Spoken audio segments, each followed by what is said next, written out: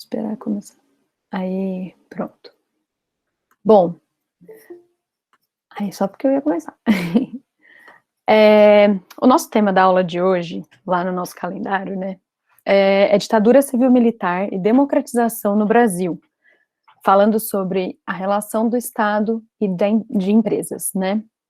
Mas, devido aos acontecimentos atuais, eu queria começar a aula falando rapidamente sobre a situação de Cuba. Vamos abordar esse assunto e depois a gente passa para o tema formal da aula mesmo, tá bom?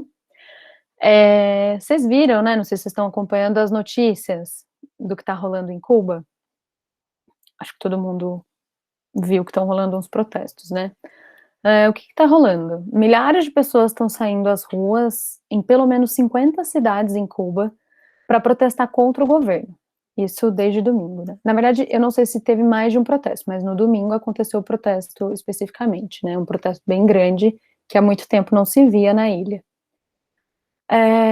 Cuba tem 3G desde 2018, e aí por isso as pessoas conseguem se organizar online, né, fazer a organização de manifestações, de protestos de forma mais eficaz entre elas, e aí com isso as manifestações foram ficando cada vez maiores, e as pessoas cada vez foram indo mais às ruas, né. Aí o governo cubano convocou alguns apoiadores do governo para sair às ruas também no domingo, quem apoiava, né, para ir lá falar também sobre o apoio ao governo, e aí acabou prendendo alguns manifestantes opositores, enfim, caos, manifestação caótica. E aí, os protestos de oposição, o que eles pedem, né? O pessoal está pedindo dinheiro, liberdade, eletricidade, porque houveram alguns cortes na ilha de eletricidade, comida, leitos de hospital, vacinas contra a Covid, e isso tudo mesmo assim, Cuba sendo um país que está muito bem, né, no combate à Covid de um modo geral. Mas ainda assim, não está todo mundo vacinado ainda, né, enfim, a gente sabe que as coisas ainda não se resolveram totalmente. Mas o governo cubano e vários opositores, apoiadores, desculpem, veem que essas manifestações muito provavelmente foram orquestradas pelos Estados Unidos para derrubar o regime. E aí, o que é isso, né? Qual é o contexto disso? Desde os anos 60, os Estados Unidos impuseram um embargo econômico a Cuba. E aí, o que isso significa? Eles proíbem o comércio entre os Estados Unidos e Cuba, proíbem investimentos de americanos, de empresas americanas a Cuba, proíbem o fluxo de turistas dos Estados Unidos para Cuba, e aí isso dificulta a chegada de alimentos, de remédios e até de água potável ao país, né? Enfim, os Estados Unidos foram um dos primeiros países a falar, temos um país socialista ali, Cuba, e a gente não vai permitir isso acontecer, então, embargo econômico. E aí a situação, assim, é basicamente essa, né, tem essa visão das pessoas que faltam várias coisas e de uma imposição, ditadura, né, e tal, e que até o próprio governo cubano reconhece, né, reconheceu que algumas dessas demandas realmente são justas e tal, né, mas existe essa parcela grande, principalmente das pessoas que conhecem a história de Cuba, que sabem como tudo acontece, né, que, assim, sabem da história do imperialismo, né, dos Estados Unidos e tudo mais, que entendem isso como realmente algo orquestrado e comandado pelos Estados Unidos para derrubar o regime, né, se aproveitando aí de várias brechas, inclusive uma brecha econômica, agora com a pandemia, né, que vários países estão em situações graves, economicamente falando, e aí se aproveitar disso, né, para, enfim, derrubar o regime de Cuba, pareceu uma boa ideia. E aí, só para não estender muito nesse assunto, né, como eu falei, o tema mesmo da aula é outro, mas eu acho importante a gente pautar isso, não sei se vocês querem comentar alguma coisa, mas se vocês quiserem só levantar a mão aí ou escrever no chat também. Mas eu queria indicar para vocês também alguns canais que falam sobre isso, e que são bem bacanas, assim, pra gente acompanhar a história, tem pessoas que vivem lá e, enfim, que é muito importante também a gente acompanhar, né, várias formas de ver a situação de Cuba. E aí, eu vou mandar para vocês, quando eu for mandar o material dessa aula, os links das referências que eu vou citar aqui. Não se preocupem, tá? Mas quais são as referências? O Petit Jornal, que inclusive eu descobri ano passado, aqui no MCN mesmo, um aluno indicou, e eu achei muito legal, é um podcast muito bom, e eles fizeram um episódio referente ao que está acontecendo em Cuba agora. Eu ponho para vocês lá o link certinho desse episódio. Tem a Vanessa Oliveira, que é uma moça, uma brasileira que mora em Cuba, e ela estuda Cuba, ela é socialista, e ela tá falando bastante agora, né, nesse momento, sobre o que está acontecendo, assim como a Tese 11 também, a Sabrina Fernandes, que é uma cientista social, estudiosa também de vários temas políticos, e fala sobre isso. Tem um artigo do Brasil de Fato também, que eu vou passar para vocês, que fala mais sobre essa questão dos embargos econômicos. E aí, não sei se todo mundo que está aqui teve a oportunidade de assistir uma aula que a gente teve faz mais ou menos um mês, faz mais ou menos um mês que a gente teve uma aula com um convidado da professora Júlia, que foi o Lorival Aguiar. Ele é um brasileiro também que está morando em Cuba, e aí rolou um debate muito legal sobre a ilha, né, e aí a gente estava, na verdade, falando sobre isso dentro do contexto do tema da aula desse dia, que era independências da África e Ásia. E aí, muito legal, ele fala bastante coisa sobre Cuba, ele fala sobre o embargo econômico dos Estados Unidos, porque é um embargo que acontece há 60 anos, né, é uma situação muito séria e que merece atenção mesmo, e que está sendo bastante evidenciada agora com esses protestos. E, enfim, eu vou colocar para vocês o link dessa aula específica também nos materiais, mas vocês podem encontrar lá na playlist de atualidades no canal do NCN, tá bom? Então é isso. Alguém quer fazer algum comentário sobre esse tema?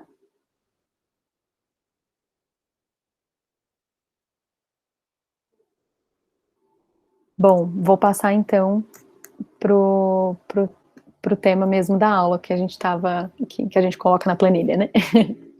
Bom, vamos falar então de ditadura civil-militar e democratização no Brasil, relação Estado e empresa. Nos anos passados, de aulas do NCN, a gente iniciava essa aula assistindo juntos, em sala de aula presencial, saudades, um documentário que chama Cidadão Boyle, assim. Alguém que conhece? Alguém que já ouviu falar? Ou já assistiu? Qual que é o nome? Não conheço. Cidadão Boyle, sim. Vou colocar o nome aqui no chat, é um documentário brasileiro. Opa, é cidadão, não idadão, tá? Bom, esse documentário ganhou alguns prêmios na época em que ele foi lançado, e ele fala sobre esse cidadão, o Boyle, assim, que é desconhecido da população trabalhadora em geral, assim, mas ele é bem conhecido no meio dos empresários, sabe? Eu vou resumir a história do documentário e as coisas que o documentário expõe aqui para vocês, com uma leitura rápida de uma sinopse que eu achei do filme, e aí eu introduzi alguns comentários do que eu lembro do filme que eu acho interessante ressaltar para vocês, já que ficaria muito difícil, né, a gente passar o documentário inteiro aqui nessa aula e depois, nessa aula em outra aula e depois discutir. Pro formato online, acho que não funciona muito bem. Então eu vou ler aqui para vocês entenderem como funciona o documentário, e depois eu passo para vocês o link dele, que ele tem completo no YouTube, tá? Super fácil de assistir.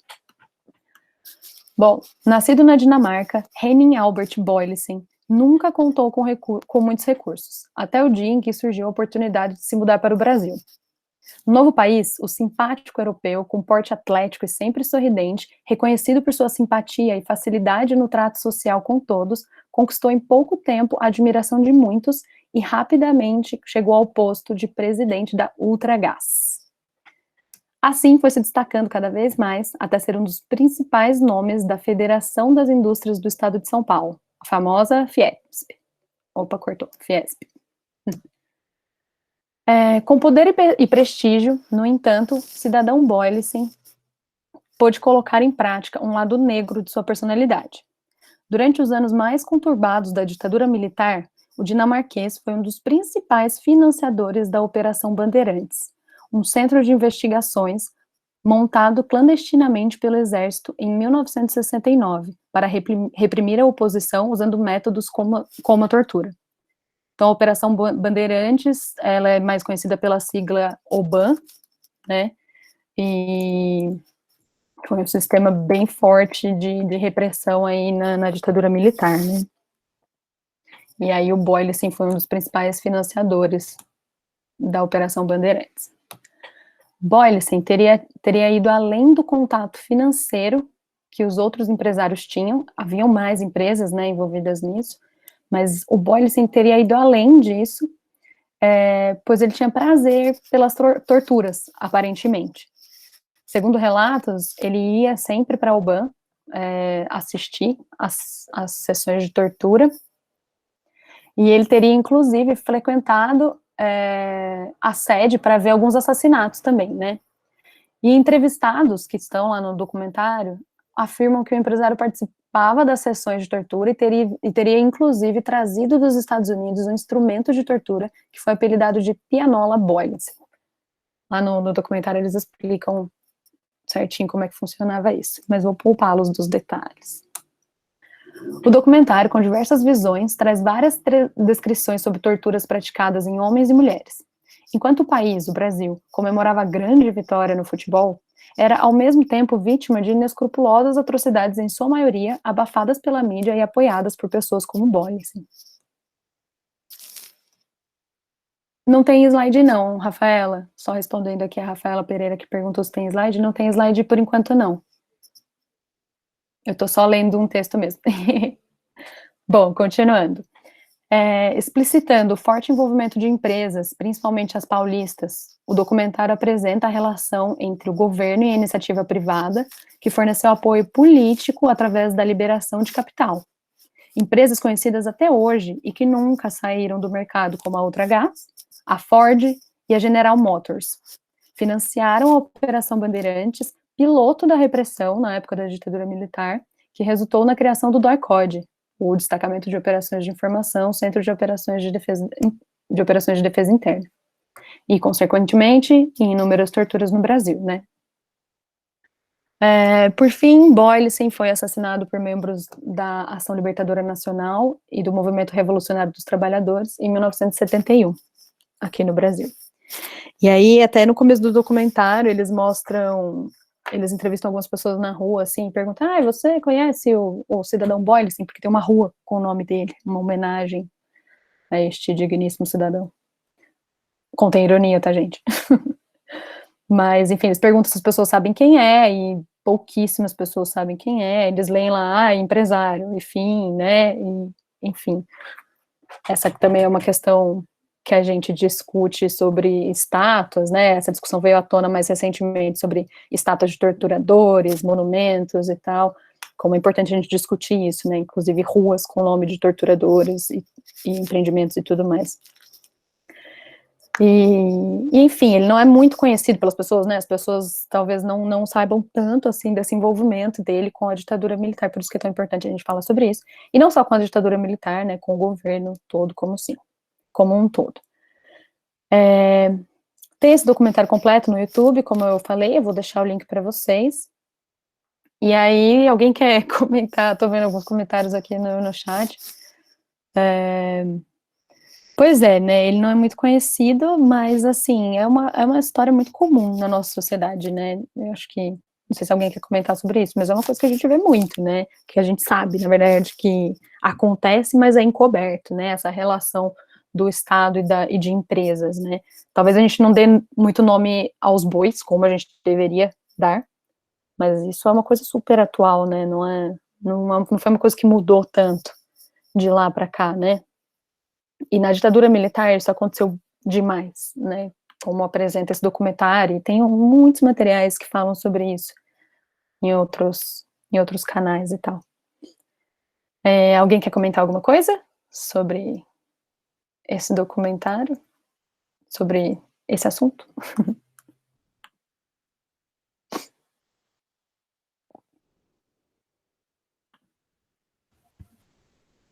Minha indignação. Por tudo isso. Ai, que raiva. É muito terrível. E outra coisa que eu acho... Pode falar. Não, só falei que eu ia também assistir esse documentário. E também me lembrou outro documentário que eu assisti, acho que Ofélia. Não, era Ofélia? Não, não era Ofélia. Ai, eu não esqueci até o nome. Mas tem um documentário também de uma moça que ela esteve na ditadura militar e ela... Não é um documentário, é um filme. Mas aí esse filme ele mostra aí como ela foi torturada. Enfim, tudo aí da ditadura. Só que eu esqueci o nome mesmo. Mas enfim. Isso, Olga. Olga, sim, verdade. Verdade, é muito bom esse filme, inclusive. Eu gosto. Mas é isso, né? E essa relação também Estado e empresas privadas é um negócio bem... que a gente precisa falar sobre isso, né? E aí eu vou trazer... relação muito forte, né? Sim, muito. A gente realmente é fortemente comandado por algumas empresas, né? Por poucas pessoas, que a gente sabe, né? E aí eu vou trazer então aqui para vocês um vídeo mais recente, mas não tanto, com um caso que dialoga muito com o assunto desse documentário e que vocês conhecem bem o caso. Vou compartilhar aqui na tela, vocês me avisem quando vocês estiverem vendo, tá?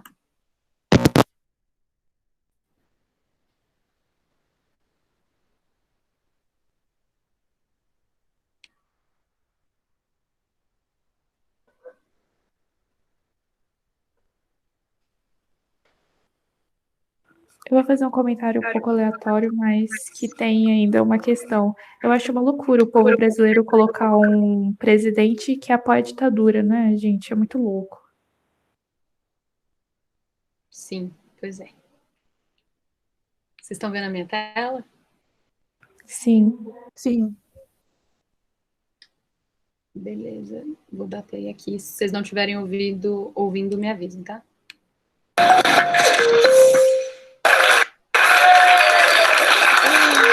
Olá, político. O político é a profissão mais queimada do momento. Pesquisas revelam que o político é mais odiado que o cara que inventou a tomada dos 3 pinos. E não, peraí, esse cara é um político. Enfim,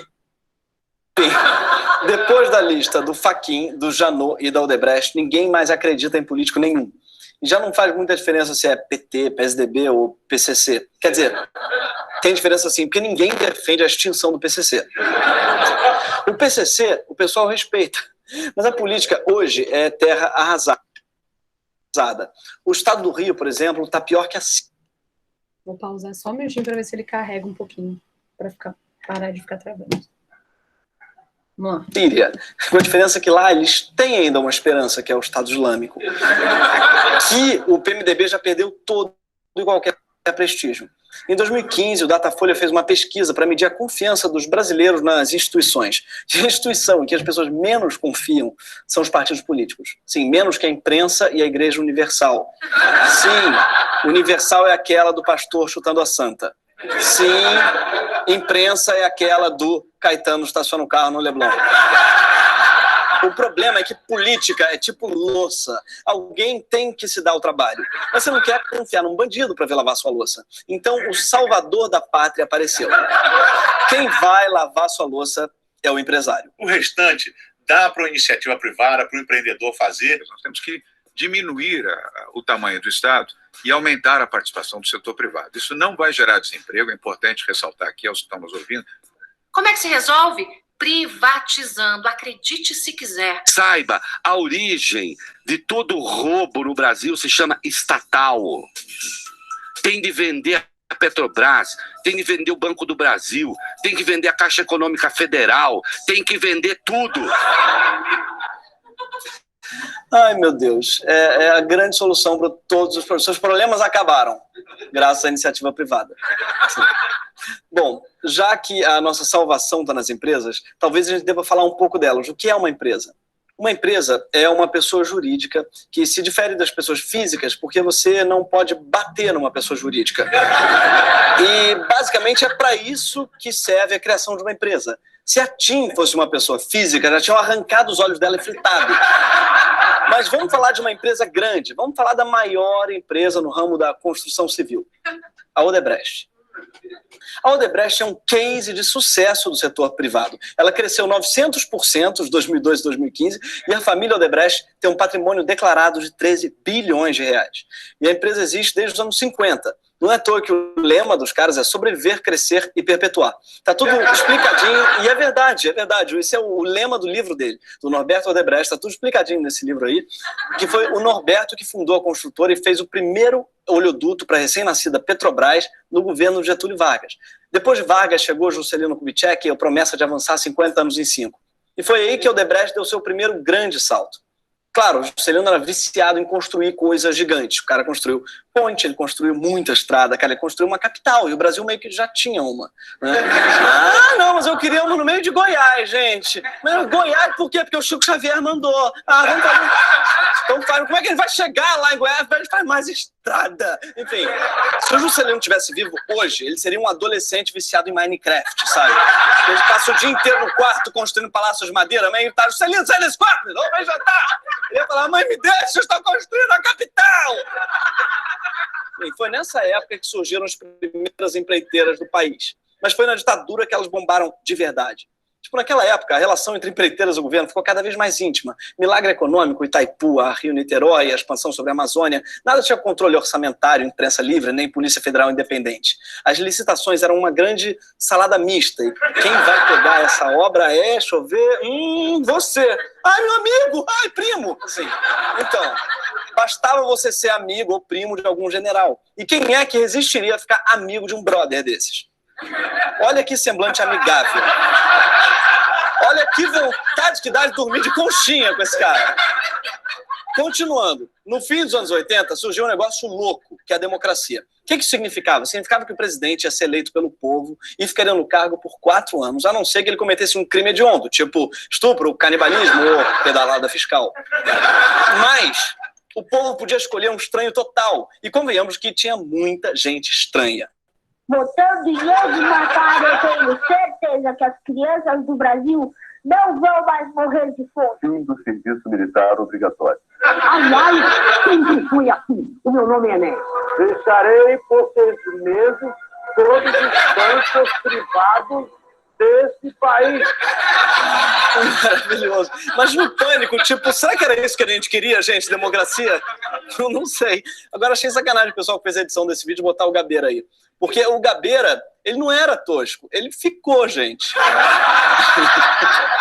Nessa época ele ainda não era o ex-Gabeira. Mas o importante é que, sim, esses eram os candidatos a presidente. O que o Odebrecht viu aí? Uma oportunidade. Por quê? Eleições custam dinheiro. Quem bancar uma campanha eleitoral passa a ter um amigo no governo. Todos perceberam isso, né? Era a FHC, a que mais cresceu foi a OAS, que por acaso era do genro do ACM. Sim, o ACM era sogro do dono da OAS. Por isso, aliás, muita gente chamava de obrigado, amigo sogro. E eu sei o que você está pensando. Quanta sigla ACM, mas na era Lula e Dilma, Odebrecht passou na frente. Teve pré-sal, é verdade, teve Copa, teve PAC, teve tomada de 3 pinos. Durante todo esse tempo, a propina era tão natural que o Odebrecht tinha um setor só para lidar com os esquemas de propina, que era o Departamento de Operações Estruturadas, não por acaso chamado de DOE. Tinha tanta propina que descobriram que dentro do departamento de propina também tinha propina, tipo o Inception da propina. E não era pouca coisa, o DOE, só o DOE tinha um orçamento de 10 bilhões de reais. Isso é mais que o PIB de 33 países. Como é que se esconde um esquema desse tamanho? É tipo aquele programa de TV, Eu Não Sabia Que Estava Grávida, que a mulher enjoa, vomita, a mulher para de menstruar, 9 meses, a barriga está desse tamanho, então isso é verme, gente. Essa mulher foi abduzida por um alien, tá contando o oitavo passageiro. Isso aí não é grávida, não. Realmente, ela não está grávida, ela recebeu a propina do Odebrecht, ela engoliu o PIB de 33 países. Bem, essa fortuna beneficiou milhares de pessoas, das formas mais diversas. E quem explicou muito bem a variedade de esquemas foi o deputado Lúcio Vieira Lima, que parece a Peppa Pig. Então você tem caixa 2, caixa 2, caixa 2, caixa 2. Eu só vou pegar um caixa 2, o meu não é caixa 2, é caixa 2, é outra coisa. tem muitos tipos de doações. Porque a Odebrecht ela se especializou em oferecer a propina customizada ao gosto do cliente. Para alguns era só verba de campanha não declarada mesmo, caixa 2. Para outros era uma mesada, tipo caixa 2. Para outros era uma mochila de dinheiro. Para outros era um estádio para o seu time do coração. Enfim, para o Odebrecht mesmo, o esquema era um só e era bem simples. A empreiteira financia campanhas de homens públicos para ter vantagem na licitação de obras públicas. O homem público se gaba de ter feito a obra e ganha moral com o povo para se manter em seu cargo público. Enquanto isso, a Odebrecht embolsa uma fábula de recursos privados. É um modelo de negócio perfeito. Até o financiamento que viabiliza tudo isso é público. Nos últimos 10 anos, 82% do orçamento do BNDES para repasses no exterior foi usado para conceder empréstimos para a Odebrecht. E não se enganem, o esquema funcionou em todos os governos. Afinal, a Odebrecht deu dinheiro para o PT eleger a Dilma e para o Eduardo Cunha tirar a Dilma. O objetivo era fazer o esquema sobreviver, crescer e perpetuar, como as temporadas de Malhação. Isso quer dizer o quê, então? Quer dizer que todos os partidos são iguais, todos os políticos vão fazer a mesma coisa? Claro que não. O que quer dizer é que os dois lados da famosa polarização foram financiados pela mesma turma. Tucanos e Petralhas tiveram as campanhas pagas da mesma forma, pela mesma empresa, e deram muito lucro para ela. É tipo Skol e Brahma. As duas vêm em embalagens diferentes, as duas têm sabores diferentes, embora não muito, enfim, dizem que tem, mas as duas têm uma coisa em comum. Além da dor de cabeça no dia seguinte e do milho na composição. O fato de que elas dão lucro para a mesma empresa. Ambev. Pode ter certeza de que quem ganhou dinheiro no esquema do Odebrecht, tá? Quem mais ganhou, não foi nem o PT, nem o PSDB, mas a própria Odebrecht. E como é que ela será penalizada? E aí que entram as delações. Mesmo ganhando mais dinheiro que todo mundo nesse esquema, a Odebrecht deve sair muito bem dessa delação. Porque, como não podemos esquecer, a delação é premiada. E qual é o prêmio? São esses produtos Jequiti. Mentira. Além da redução da pena dos executivos, a Odebrecht ela deve ser multada de uma forma branda e poderá retomar o direito de fechar contratos públicos. Um político, se for condenado por corrupção, fica inelegível. Já as empresas corruptas, elas podem continuar fechando contratos públicos numa boa. Então, a próxima vez que tentarem te convencer para que toda a corrupção é estatal, lembre-se da Odebrecht. Ou, se você acha que, mas a Odebrecht é uma exceção, porque aquilo é uma organização criminosa, pensa na JBS, que é dona da Friboi, que já esteve envolvido em casos de grilagem, desmatamento e trabalhos com condições análogas à escravidão, que também é conhecido como escravidão. Se mesmo com a Friboi, você continua achando que a saída é privatizar tudo, lembra da Vale. Sim, o maior desastre ecológico da história desse país foi culpa de uma empresa. E se você continua achando assim, que empresa é um negócio que funciona, experimenta cancelar uma assinatura da NET. Não experimenta não, senão você perde a HBO e não poderá assistir esse programa em nenhum outro lugar.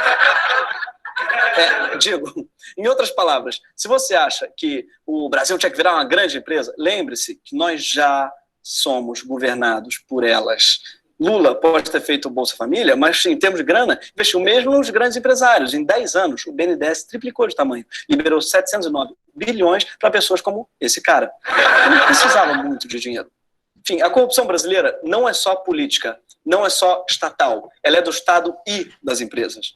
E para a gente achar uma saída para esse problema, só olhando com muita desconfiança para a relação entre o Estado e as empresas. E se você quiser saber o que fazer em relação ao Odebrecht, está aqui uma ideia. Se a empresa construiu o Brasil, que a gente conhece, a base de dinheiro público, ela é tão brasileira quanto Washington. O compadre, não George. Tão brasileira quanto o sushi com cream cheese, ou escovar os dentes no trabalho. O único problema da Odebrecht é esse nome alemão impronunciável, essa família que, sem ter sido eleita, administra verbas públicas, financia campanhas, define grandes obras e prioridades nacionais. A solução, meus compatriotas, é assumir que a Odebrecht é nossa. Vamos aplicar uma multa justa nesse caso, a própria Odebrecht. Aliás, Odebrecht não. Vamos passar o Brasil a limpo com a Odebrecht. Todos os dias construímos obras caríssimas. Tudo isso com o seu dinheiro. Esse navio gigante e faraônico foi você quem pagou. Esses dois atores vestidos de engenheiros foi você quem pagou. Essa narração foi você quem pagou. Sim, você tá pagando o meu cachê, cara. Você pagou, então ela é sua.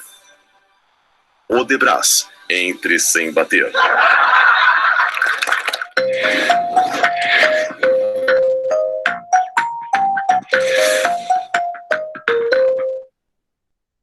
Bom, é isso. Alguém quer comentar alguma coisa?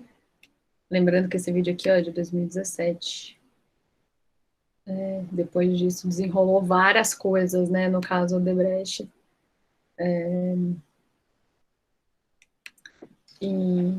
Inclusive no caso do Lula, né? E tal, enfim.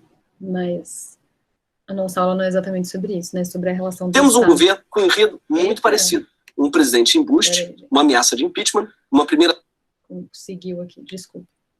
Alguém quer fazer algum comentário? Eu achei esse cara muito sensacional. O sarcasmo dele é perfeito. Eu tenho algumas ressalvas de algumas piadinhas do Gregório nesse vídeo, mas eu acho que ele melhorou bem o senso crítico dele nesse sentido de uns tempos pra cá. Ele é muito bom mesmo. Eu vou deixar o link também desses vídeos para vocês depois da aula, tá? Mas é isso, né? Uma loucura. As empresas financiando tudo, financiando a ditadura, financiando campanha de político, financiando obras, tudo, várias coisas com dinheiro público, enfim, é uma coisa a se questionar, né? Pois é, tem ainda a questão dos Correios, que é super atual, né? Que tá acontecendo nesse momento. E a privatização do SUS. Não, que estão querendo, né? Mas espero que não.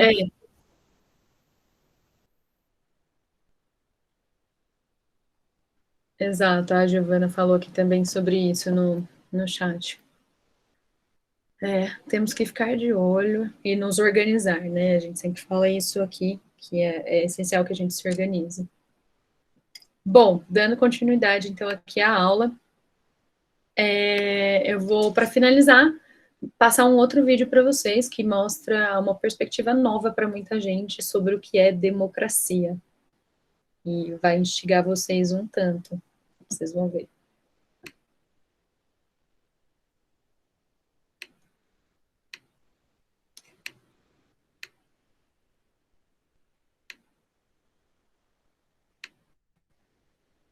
Tá todo mundo vendo a minha tela?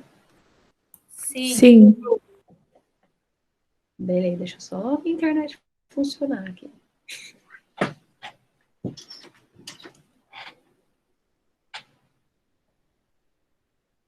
Aí, qualquer coisa eu paro de novo um pouquinho, tá? Se começar a travar demais o vídeo.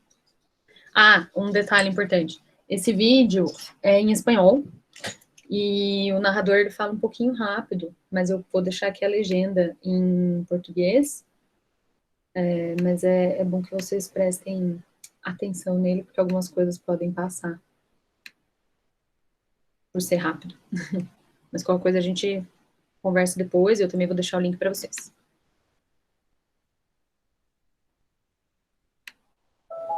Hablemos de democracia. Estos son los países cuyos gobiernos dicen ser democráticos.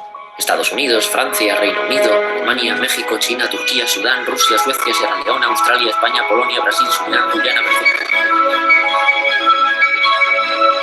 Joder, todos somos democracias. Qué bien, ¿no? Vamos a intentarlo de otra manera. Esto es 1984, una novela de ciencia ficción de George Orwell. En ella, un gobierno elimina palabras para controlarnos. Imagina que eliminas del diccionario palabras como guerra, violencia, asesinar y cosas así, pero dejas paz. Cuando en un país no hay paz, ¿qué dirás? No puedes decir que hay guerra, esa palabra no existe. Acabaríamos diciendo que hay menos paz. Llamaríamos al problema con el nombre de la solución. Una auténtica locura. ¿Y si nos está pasando algo parecido? ¿Qué haces? Pues un vídeo como... ¿Un vídeo como el de Siria? Pues sí, bueno, os presento a mi padre. ¿Me puedo quedar a mirar? ¿Quieres que te ayude? Sí, venga. ¿Cuál dirías que es nuestra forma de gobierno? Vale, pues la democracia. Vale, vivimos en democracia. ¿Por qué? Porque hay elecciones, que es algo que nos costó mucho conseguir. Vale, las elecciones son una conquista de... ¿Del pueblo? Vale, del pueblo. ¿Y a quiénes elegimos? Hombre, a los políticos más preparados. Vale, o sea que los políticos son gente preparada. Sí, y si no te gusta lo que han hecho, les echas. El pueblo manda. Vale, o sea que el poder está en los ciudadanos. Sí, bueno, a ver, aquí no puede mandar todo Cristo, si no sería una locura. No se puede dar el poder al pueblo porque sería una locura. Un poco contradicción, ¿no? Hombre, sí, pero para eso están los partidos. Vale, los partidos. Sí, si les votas habiendo leído el programa electoral. Vale, o sea que el programa electoral es muy importante. ¿Y te fías de que lo van a cumplir? Hombre, no mucho. Pero es que todo el mundo desconfía de los políticos. Sí, apunta eso también. Vale, ¿y de dónde viene la democracia? Pues de los romanos, bueno, no, de los griegos, sí, de Atenas. Ahora que a ti que te gustan los mapas... Bueno, pero nuestro sistema de gobierno no viene de Grecia. Sí, pero Grecia es... El poder puede ser visualizado como una pirámide. Arriba están los que pueden hacer las leyes, los que mandan, vaya. Abajo los que obedecen. Y así era muy básicamente como nos organizábamos hace 200 años. Este señor era el rey. Ya sabes que ser rey se hereda. Y solo podían ser reyes sus hijos. El resto de la gente estaba aquí. En Francia, para que no fuera tan visible que ellos tenían todo el poder, los reyes consultaban de vez en cuando a una asamblea donde estaban los nobles, la iglesia, y de todo este resto que quedaba, se eligió a la gente con profesiones prestigiosas, abogados, comerciantes, los burgueses. A los burgueses les había volado la cabeza un libro, El contrato social, de Rousseau. Rousseau dijo que todos debemos participar en hacer las leyes. De lo contrario, no son leyes. Así que lo que hacían los reyes no eran leyes. ¿Cómo lo solucionaron? Quitando al rey. Ahora, ¿quién haría las leyes? Rousseau dice que para que una ley sea ley, todos debemos participar en hacerla. Pero hay varias maneras de que todos participemos. Una de ellas es que elijamos a representantes. No haremos las leyes nosotros, pero nos consultarán y nos pedirán permiso para aprobarlas. Perfecto. Los de abajo han dicho que sí. Ahora esto es una ley. Las repúblicas que nacieron por aquel entonces, como la República Francesa y los Estados Unidos, optaron por esta vía y se llamaron a sí mismas repúblicas de gobierno representativo. ¿Y quién podía elegir a los representantes? Solo los considerados libres, hombres, mayores de 25 años e independientes económicamente, gente con dinero y propiedades, mayoritariamente burgueses. Resultado, los que eligen y los elegidos son del mismo grupo. Así que la elección no es una conquista del pueblo, es una conquista de un grupo, de una élite. Espera, rebobinemos. Antes de la Revolución Francesa, el rey ya creó elecciones para que el pueblo eligiera representantes y no tener que negociar con millones de personas. ¿Te acuerdas de quiénes representaban al pueblo? Abogados, comerciantes, los burgueses. Exacto, los famosos burgueses. Así que los burgueses ni siquiera conquistan las elecciones, mantienen un método que ya habían usado algunos reyes. Era bastante obvio que un grupo había hecho la revolución para ellos solos. Tocqueville, el primero en estudiar en la joven república norteamericana, dijo: no le temo al sufragio, la gente votará lo que se le diga. ¿Por qué? Porque si tienes que elegir entre varias opciones, quien tenga más dinero hará tan visibles las suyas que las convertirá en las únicas. Mientras, la gente empezó a exigir que pudiera votar todo el mundo, así que más y más gente empezó a acceder a la posibilidad de votar, el famoso sufragio universal. Pero tan centrados en obtener el voto, la gente se había olvidado de una cosa. Rousseau había advertido algo sobre los representantes. Para que una ley sea ley, todos debemos participar en hacerla. Si no la hacemos todos y elegimos representantes para que la hagan, necesitamos mecanismos para que nos hagan caso. Por ejemplo, poder parar en todo momento una ley que no nos guste. Si no creamos esos mecanismos, no tenemos el poder. No hemos elegido representantes, sino jefes. Y se puso muy pesado con esto. Así que, de acuerdo con Rousseau, no. Hoy el poder no está en los ciudadanos, está en los representantes. ¿Y cuál es el efecto de no tener mecanismos para que nos hagan caso? Pueden hacer lo que quieran. No importa lo mucho que desconfiemos de los políticos. La elección significa confianza total, pero no nos apresuremos. Volvamos a cuando todavía votaban unos pocos. Entonces, los representantes eran conocidos personalmente por los cientos de personas que les votaban. Pero según más y más gente accede a votar, resulta difícil que todos conozcan personalmente al representante. Entonces aparecen los partidos de masas, que clasificaban a la gente por ideologías. No importa la persona, conoce sus ideas. Aquí nacen los programas electorales, paquetes de promesas que hacen los partidos. Sin embargo, acuérdate de cómo está hecho el sistema. Por mucha vivienda que te haya prometido, no hay mecanismos para que el representante que elegiste te haga caso. El único mecanismo es votar a otro, pero eso tampoco te da ninguna garantía. Entonces, ¿cómo de importantes son los programas? Nada, los programas electorales no tienen importancia. Y espera. Vou passar, gente, peraí. I love fear. Fear is fuel. I kind of joke, but not really, that I put fear in my bowl of cereal. Socorro. Y espera, no hemos hablado de cómo funciona un partido, otra pirámide. Si quieres llegar a ser un representante, tendrás que ir escalando en la pirámide de poder. ¿Cómo se hace? No siempre como uno espera. Primero, diciendo que sí a todo. Luego, alianzas. Alianzas que luego puedes romper con alguna puñalada. Y cuando seas alguien, juega tus cartas de promesa. Diles que te acordarás de ellos cuando llegues arriba. Vale, ¿quiénes suelen llegar a la cima? Los más grises. La gente que está de acuerdo con todo el mundo. Los partidos son una máquina de seleccionar mediocres. Ahora, de estos tres, vamos a quedarnos con este. ¿Es el mejor para gobernar? No, el mejor para gobernar era este, pero se pondría nervioso en los debates. El segundo mejor era este, pero es demasiado viejo y hay que ganar voto joven. Nos hemos quedado con este no porque sea el mejor para gobernar, sino porque es el mejor para ganar elecciones. Pero es un inútil. Así que, ¿son gente preparada los políticos? No, no es necesario estar preparado, y suele reinar la mediocridad. Ahora veamos qué pasa en la parte alta de la pirámide, donde se reúnen los representantes. Fíjate, el Parlamento se diseñó para ser un lugar donde se deliberaba. Ante opiniones diferentes, se trataba de convencer a los demás y se estaba abierto a ser convencido, para llegar a un acuerdo. Pero con la llegada de los partidos de masas, se convierte en un simple medidor de poder. Cuantos más votantes tienes, más fácil resulta imponer tus ideas. Hoy día, los partidos han perdido gran parte de su militancia. La sociedad se compone de una mayoría no militante, que no es de ningún partido, y las minorías que siguen en ellos. Atraer a esta mayoría es la clave, así que se la estudia y se va cambiando el comportamiento del partido para atraer votantes, e incluso fabricando candidatos. Los partidos no solo tienen que atraer votantes, también tienen que evitar que te acerques al resto de partidos. ¿A alguien le apetece ser un fascista o un rojo de mierda? Pues solo puedes estar en uno de los dos extremos. A esto también se le llama polarizar. Hemos dividido a la sociedad en polos opuestos. Vivimos en democracia. Ahora quiero que prestes mucha atención. ¿Y si te digo que estamos llamando democracia a algo que no lo es? Si te fijas, desde el inicio del vídeo no hemos mencionado la democracia en ningún momento. No ha hecho falta porque nuestros gobiernos, cuando nacieron hace 200 años, no se llamaban democracias. Se llamaban repúblicas de gobierno representativo. Exacto, repúblicas de gobierno representativo. Podríamos pensar que quizá el término democracia no se usaba entonces o no se conocía. Vamos a buscarlo. John Adams, presidente de Estados Unidos, uno de sus padres fundadores.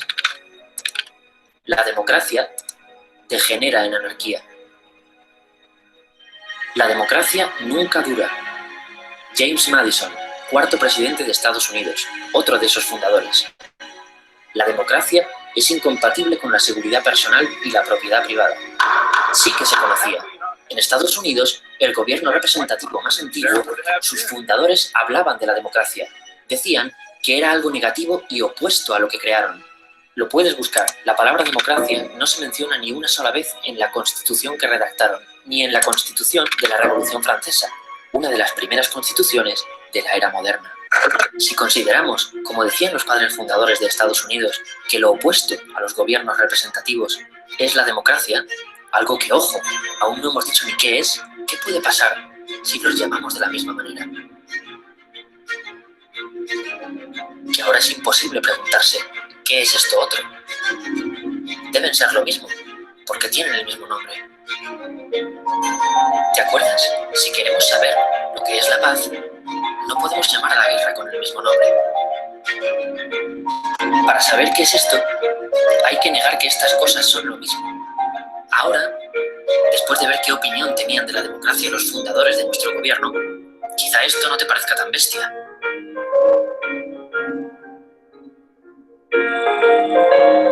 Bueno, igual sí que es un poco bestia, Bueno, por muy bestia que sea, es la única manera de preguntarse, entonces, ¿qué es democracia? Como las cintas de antes, esta es una historia con dos caras. La cara A ya la conoces, los gobiernos en los que vivimos. La B es algo que crees conocer, pero en realidad desconoces. Si te ha volado la cabeza saber que no vivimos en democracias, te va a encantar descubrir lo que significaba vivir en una.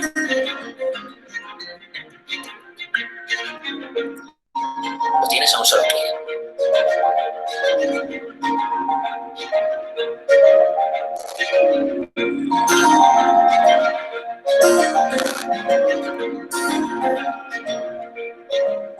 Bom, aí o vídeo termina deixando a gente curioso para o próximo vídeo, né? Esse vídeo é do canal YMaps, que é um canal muito legal, gente. Procurem aqui no YouTube. E ele é de 2016, tá? E aí, o que vocês acharam? Alguém quer comentar alguma coisa? Nossa, que doideira. Eu vou começar a chamar. Qual que é o nome? República. Não, já errei já. Governo representativo em vez de democracia. A partir de agora eu não vou mais falar democracia. Tá apagado do meu vocabulário. E se a pessoa perguntar, eu vou falar, vai assistir o vídeo, então. Mas, nossa, eu fiquei... Uau! É um ponto de vista muito legal, né? Baseado em história e tal, mas com certeza deve ter alguns outros historiadores que podem refutar isso, né? Eu não sei. Mas eu também acho muito impactante, acho muito interessante esse ponto de vista. E aí, depois eu assisti também o vídeo que ele explica o que é democracia originalmente. Recomendo, é bem interessante. Eu vou deixar os links para vocês também. Mas é muito doido tudo isso, né? Estados, empresas, democracia... Brasil, Estados Unidos, Cuba, Espanha. Alguém quer comentar mais alguma coisa antes do final?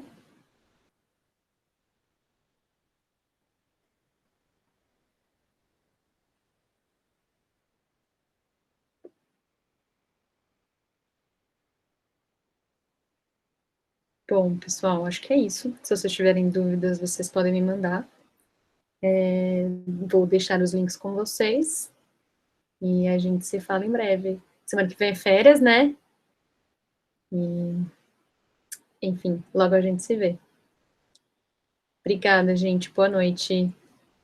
Até.